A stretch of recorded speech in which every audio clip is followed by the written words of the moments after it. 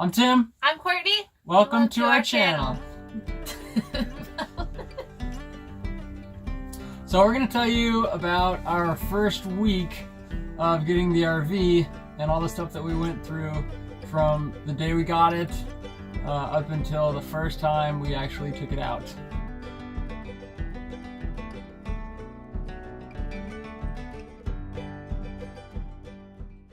Day one. So day one, we went up there. It was, I don't know, about 45 minutes away from our house. I didn't have the truck at that time, so we went over to do the last final look over and pay for it with the idea that we were going to pick it up the next day. However, there was a huge winter storm. That brings us to day two. So day two. Yeah, so the winter storm happened. We're like, well, we cannot pick up the RV, but all of the slides were out. So if it's snowing and it gets snowpacked, I don't want to have the slides out putting all that weight on the RV, and then it'll ice over and we wouldn't actually be able to bring them in till the snow dries, which is probably going to be a while. So it's a winter wonderland because we decided to buy our RV the only time it snows this bad in like 7 or 8 years. So because it's snowing, we're going to bring all of our slides in, but I have to brush off the snow first.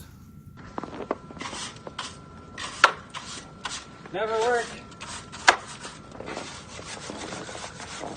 on a ladder in snowy conditions. This is a terrible idea. I should probably hold that for you. Are you good? All right. Oh yeah, there's a lot of snow.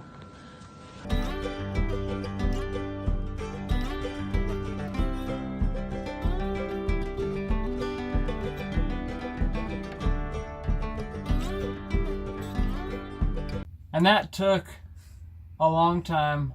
I was freezing cold by the end of it. It probably took about an hour and a half, probably like 2 hours. And just like as a frame of reference, we live in Washington State, but we live on like, what side do we live on? The island?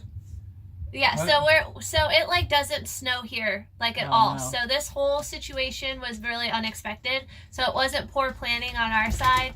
It was just Washington decided to have winter in a matter of a week. So it just kind of was bad timing overall. So just a frame of reference, we live in Washington State. It never snows here, and it snowed the 1 week that we wanted to go and pick up the fifth wheel.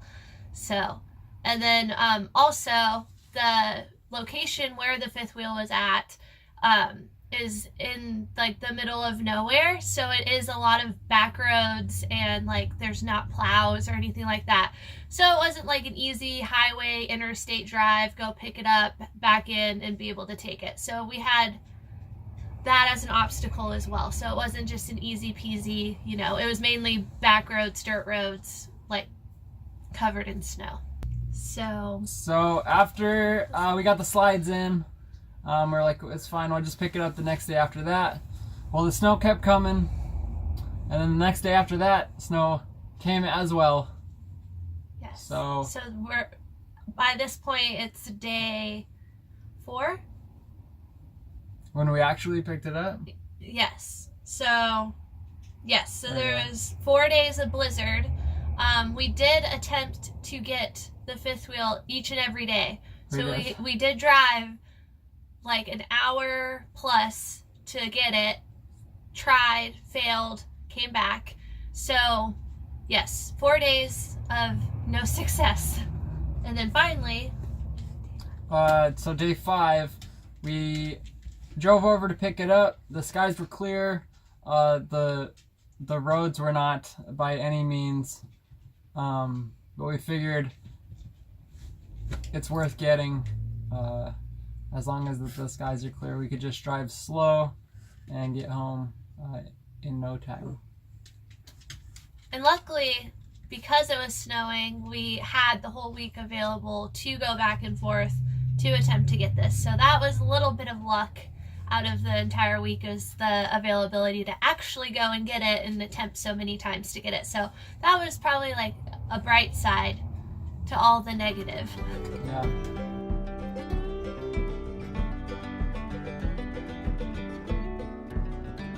So today we're picking up the RV, and as you can see, the roads are not exactly the best for us. But we're doing it anyway. There she is. Yeah, day 5, finally picked it up. Wasn't the smoothest transition, like wasn't the smoothest thing, but it was driving like 35 miles an hour, 25 miles an hour on like snowpacked roads all the way home. So would have normally taken us 30-40 minutes to get home. Took closer probably to 2 hours. Yes. And another huge factor was, I mean, we knew this from the get-go getting it, that the tires needed to be replaced. And so we had one good tire. So not only were we driving on snow-packed roads / ice, whatever, I don't know what that word is. Snow-packed roads? Yeah. So not only that, but we were driving on bad tires. So needless to say, that was another hiccup, was trying to drive with bald tires that were probably going to explode, and then we were going to be in the middle of nowhere. And the snow worked out because I wouldn't drive over 55 on those anyway, so it was kind of nice to not be pushed from behind. Yes. So moral of the story, up until day 5, we were picking up our fifth wheel in a blizzard, which we never thought we would do, but let's just say it makes you bond. It's part of the adventure. So the snow in front of the RV when we actually picked it up was packed up probably about a foot and a couple inches. So I had to put it in 4-wheel drive. Underneath it was fine. There was grass. And luckily we are from Colorado, so we do know what snow looks like. So we did have a shovel with us at the house. So we did bring that with us so we could shovel some of the snow out of the way, as well as being in 4-wheel drive. But just how the fifth wheel was like backed in, we had to pull it out onto the road, and then I had to back Tim up like down the entire street in order to like get out. So it was a bit of a process, but our marriage is stronger because of it. Very much so. So, and then let's see. So the next day after we got it home, we took it to Les Schwab's, got some tires put on it. I love them because they have a bay just for bigger vehicles and RVs. So I pulled straight into it. They rotated swapped the tires out like 45 minutes to an hour, and we were gone. Okay, so when we picked up the RV, everything was good, no issues. After we got it home, plugged it into the house, everything was good. Came out the next morning and started to smell an eggy-ish smell, kind of like, I don't know, like sulfur. Could be something smell from the sewer as well. Yes. So I was like, well, I know part of the black tank was filled, so we were thinking it probably could have been from that. I was like, well, just to be safe, let's just monitor it, come out the next day, and see if it's gone.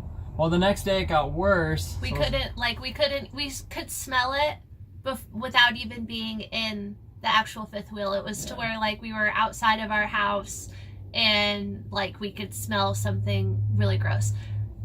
To be fair, being pregnant, you do smell everything like 10 times more intense, but I mean, even he was just like something's off. So we kind of concluded that it was not sewer.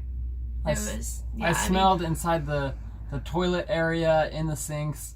It stunk, but it was a different stench. Yes. So I knew that I know propane, if it's sitting for a while, it can start to stink, or if it's leaking. So I took both the propane tanks out, vented the cabin overnight, checked it the next day, and it's still terrible. It was not the gas line.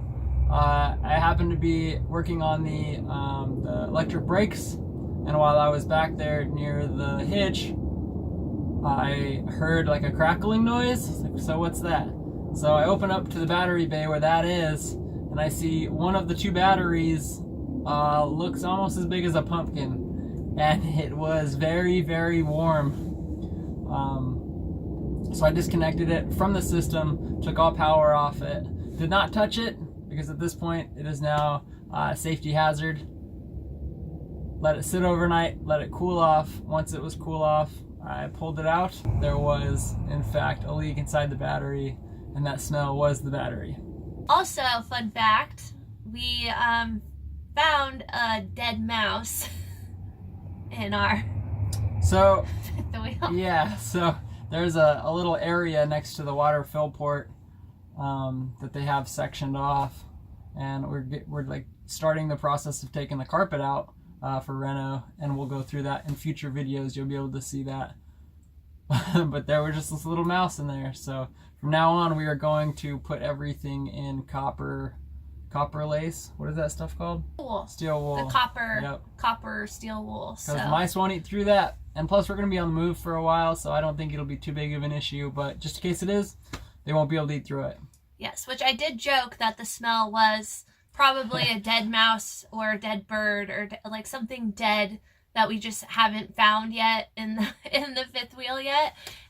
Yeah, needless to say, that was not the cause of the smell, but we did find a mouse nonetheless. So yeah, so that pretty much was our adventurous week of getting our fifth wheel. Something that should have taken us half a day ended up taking us an entire week. So if you've bought a used RV and you've had some unexpected changes or things happen, let us know. Yes, comment below some crazy stories if you have any. I know that we've seen quite a bit of videos on YouTube of some interesting stories of people's experiences of getting their fifth wheels, and we didn't know that we were going to be part of that group now. So just comment below. Oh yeah, so this weekend we are actually going to take it down to a place that's just right down the street. We're going to plug the RV in, stay in it overnight, and we're going to exercise all of the systems to their full capacity to make sure they're rocking or not. Yes, we are going to rent a movie and just basically get an idea of what it's going to feel like day to day when we're full time. I don't know how to say bye, it's so awkward. Thanks for watching. Thanks for watching. I'll say 3, 2, 1. Thanks for watching. Yeah. 3, 2, 1. Thanks for watching. And don't forget to subscribe. Bella, you were really involved. It's fine. Okay. She was comfy.